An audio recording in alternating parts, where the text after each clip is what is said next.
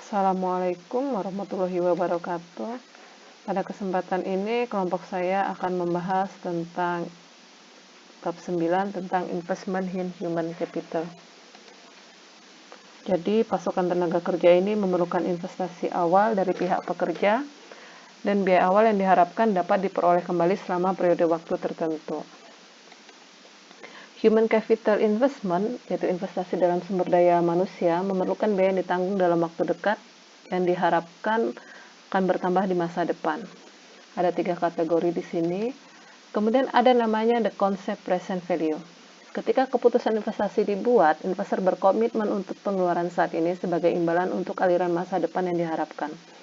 Investor perlu membandingkan nilai pengeluaran investasi saat ini dengan nilai sekarang dari pengembalian yang diharapkan tapi maksudnya di sini harus memperhitungkan efek dari keterlambatan pengembalian.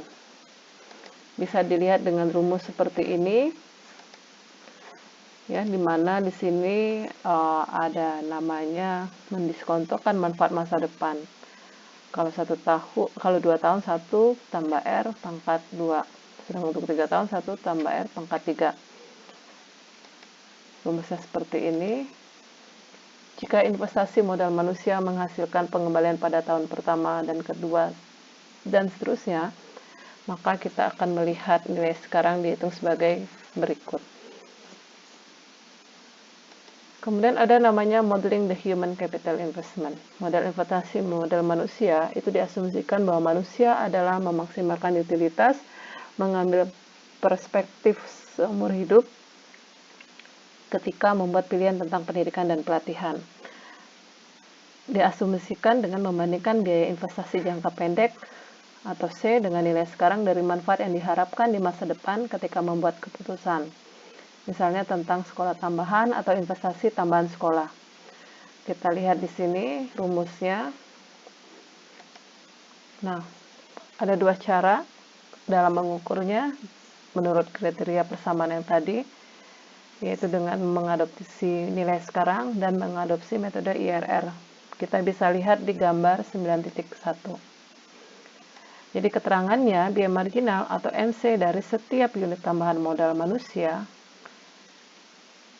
itu diasumsikan konstan. Nilai sekarang dari manfaat marginal atau MB itu ditunjukkan menurun karena setiap tahun tambahan sekolah berarti lebih sedikit tahun di mana manfaat dapat dikumpulkan. Jumlah sumber daya manusia yang memaksimalkan utilitas untuk setiap individu ditampilkan sebagai jumlah MC sama dengan MB.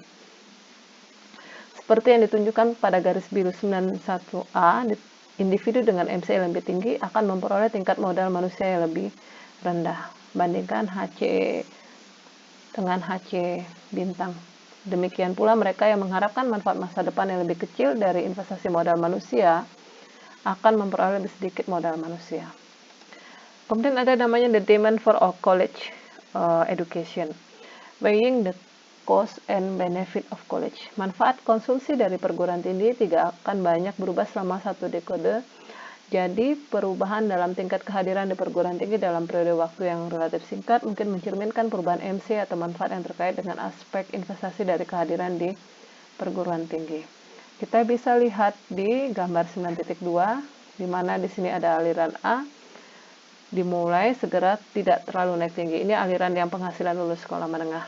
Kemudian adalah stream B atau aliran B, itu lulusan perguruan tinggi yang memiliki pendapatan negatif selama 4 tahun pertama. Diikuti oleh periode ketika gaji mungkin kurang dari apa yang mereka hasilkan lulusan sekolah menengah. Tapi kemudian lepas naik di atas aliran A. Kedua aliran ini digambarkan di 9.2. Kemudian ada namanya prediction of theory. Jika mereka membuat perkiraan yang kurang formal, memperhitungkan faktor yang sama, kita dapat membuat 4 prediksi mengenai permintaan untuk pendidikan tinggi.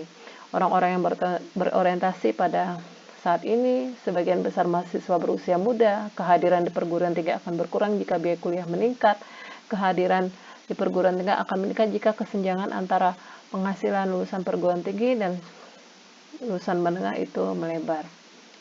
Kemudian ada namanya present orientedness, yaitu orang yang berorientasi pada saat sekarang akan memberikan manfaat yang lebih kecil untuk kehadiran di perguruan tinggi daripada orang yang kurang berorientasi pada masa sekarang. mereka berorientasi pada masa sekarang akan lebih kecil kemudian akan menghadiri kuliah. Ini bisa dengan menggunakan metode IRR untuk mengevaluasi kesehatan pendidikan perguruan tinggi. Kemudian ada usia. Mengingat manfaat tahunan yang sama untuk kuliah, kaum muda memiliki nilai sekarang dari total manfaat yang lebih besar daripada pekerja yang lebih tua, karena mereka memiliki sisa pekerjaan yang lebih lama di depan mereka. Kemudian ada namanya cost. Investasi modal manusia lebih mungkin terjadi ketika biaya lebih rendah. Biaya moneter utama untuk kuliah adalah hilangnya pendapatan biaya langsung untuk buku, untuk biaya-biaya yang lainnya. Kemudian kita lihat di sini ada namanya earning difference. Teori human capital adalah bahwa permintaan untuk pendidikan secara positif terkait dengan peningkatan pendapatan seumur hidup yang diharapkan atau yang dimungkinkan oleh pendidikan tinggi. Manfaat yang diharapkan untuk setiap individu ini agak tidak pasti. Kemudian terakhir adalah market response to changes in college attendance. Jika lebih banyak siswa sekolah menengah memutuskan untuk menghadiri kuliah ketika dihadapkan dengan pengembalian lebih tinggi, untuk investasi semacam itu, kekuatan pasar berperan yang akan cenderung menurunkan pengembalian ini di masa depan. Meningkatnya jumlah lulusan perguruan tinggi memberikan tekanan pada upah yang diamati di pasar tenaga kerja. Penurunan jumlah lulusan sekolah menengah akan cenderung menaikkan upah di pasar tenaga kerja yang kurang berpendidikan. Oke, sampai sekian. Slide berikutnya akan dilanjutkan oleh Pak Zarin.